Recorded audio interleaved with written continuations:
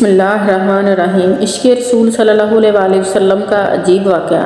شیخ الاسلام حضرت علامہ ظفر احمد عثمانی رحمۃ اللہ علیہ فرماتے ہیں کہ میں اس زمانے میں حج کے بعد مدینہ منورہ گیا۔ ہم لوگوں نے کھانا کھانے کے بعد دسترخوان کو لے کر ایک ڈھیر پر جاڑ دیا تاکہ روٹی کے بچے ٹکڑوں اور ہڈیوں کو جانور کھا جائیں۔ تھوڑی دیر کے بعد جب میں اپنے کمرے سے باہر نکلا تو یہ دیکھ کر حیران رہ گیا کہ ایک خوبصورت 9 سال کا بچہ ان ٹکڑوں کو چن چن کر کھا رہا ہے۔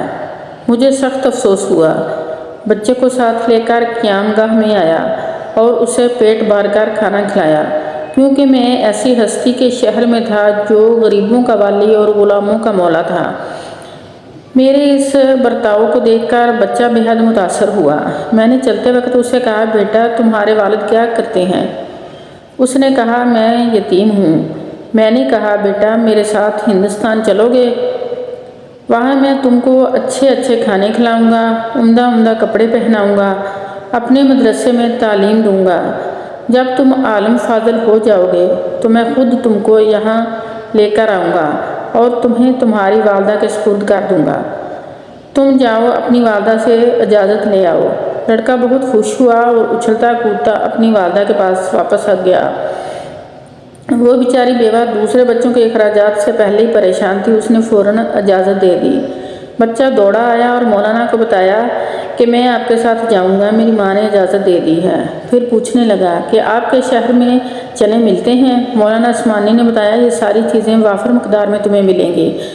مولانا کا بیان ہے کہ میری انگلی پکڑے پکڑے مسجد نبوی میں وہ میرے ساتھ آیا اور ٹھٹ کر رہ گیا۔ سرکار دو عالم صلی اللہ علیہ وسلم کے روضہ مبارک کو دیکھا اور مسجد کے دروازے کو چوما اور پوچھا، کیا بابا یہ دروازہ اور روضہ بھی وہاں ملے گا؟ میں نے اس سے کہا کہ بیٹا اگر یہ وہاں مل جاتا تو میں یہاں کیوں آتا؟ لڑکے کے چہرے کا رنگ بدل گیا۔ میری انگلی چھوڑ دی۔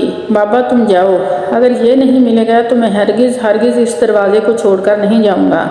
بھوکا رہوں گا، پیاسا رہوں گا، اس دروازے کو دیکھ کر میں اپنی بھوک اور پیاس بجھاتا رہوں گا، جس طرح آج تک بجھاتا رہا ہوں۔ یہ کہہ کر بچہ رونے لگا۔